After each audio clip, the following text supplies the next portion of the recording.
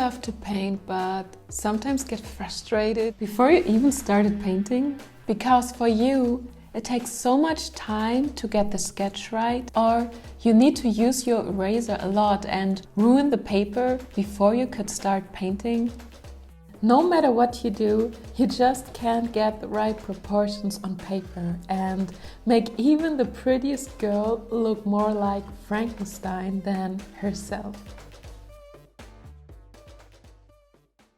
If you want to learn how to get a clean and accurate sketch all the time, then this video is for you.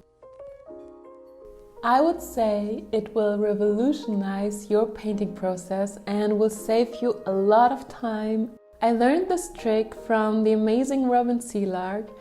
At a time my Etsy shop took off and I had more commissions I could fulfill. It helped me to minimize the time I needed to finish my commissions and gave me the guarantee that I always had the proportions of the faces right. So let's get started.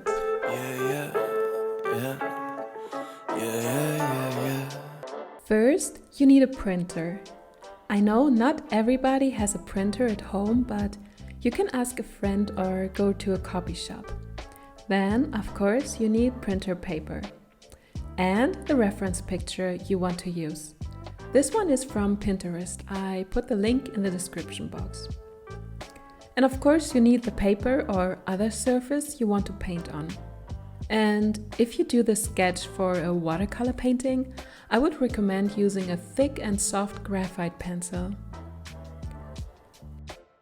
You also need a sharpened pencil and some washi tape. For other mediums than watercolor like oil, acrylic or gouache, you can use copy paper instead of using the graphite to save even more time.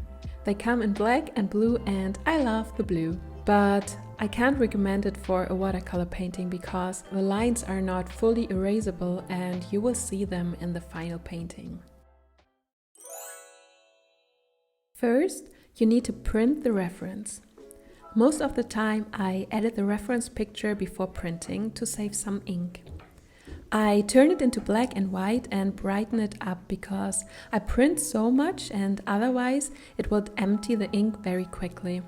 I also import it into a document just to make sure the size of the picture and the composition are exactly the way I wanted it to be. For larger paintings, I split the reference picture.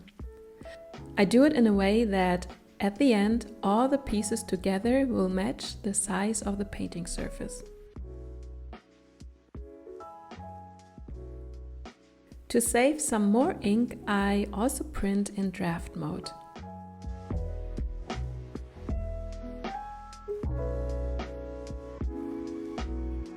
And there it is!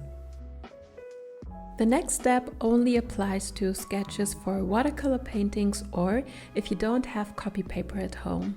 Now you need the thick graphite pencil and with that cover the back side of the paper.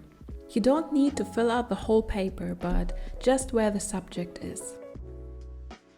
If you hold the paper against the light, you will see where to place the graphite.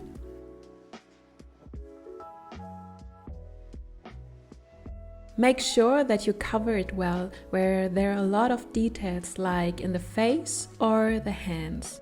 Now you put the print on the surface. And this is very important. Make sure to fix it on two sides with washi tape. It's so annoying when the paper moves and you will regret that you didn't fix it because it's hard to find the exact position again. And if you use copy paper, just place it between the print and the painting surface. Make sure that the side with the carbon faces down. You don't want the outlines on the wrong paper, what sometimes happened to me because I'm a little bit of a daydreamer and very often somewhere else in my head. Now you just take a sharpened pencil and draw along the outlines of the reference. It's up to you how detailed you want to do that. In the beginning, I also outlined the highlights and shadows in the face, but now I just get the basic shapes. So outline whatever you think you will need in your sketch. For watercolor, it is important that you do it gently and don't press too hard. Otherwise, it can be difficult to erase the lines later. In the beginning, you can check if you are pressing too hard or even need more pressure.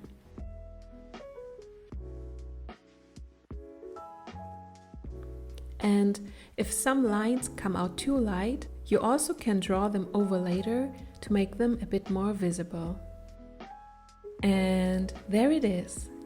Now you have a wonderful and clean sketch just waiting for you to start creating. This tool is also good for experimenting with new colors or materials, because the sketch is done so easily and quickly, it won't be such a big deal if you would mess it up. You can use the same print to make a new sketch and start again.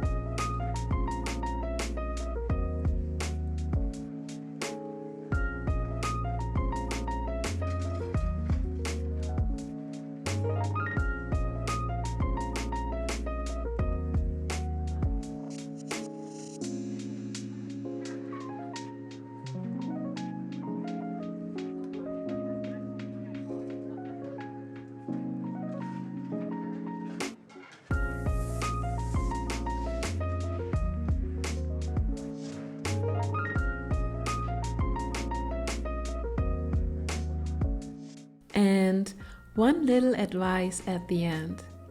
Especially when you are a beginner in creating art, I would highly recommend to keep on practicing to draw freehandly, from reference pictures and also from life, because it trains your eyes and the way you see, and it will help you to become a better artist.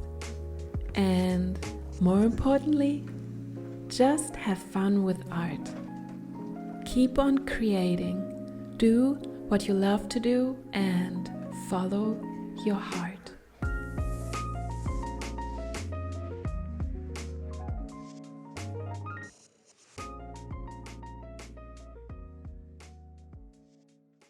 That's it, guys, and I hope this tool will revolutionize your art life as it did for me. I would love to hear from you, so just leave me a comment down there, and if this video was helpful for you, then please give it a like and subscribe if you're new here for more videos. See you in the next one. Bye!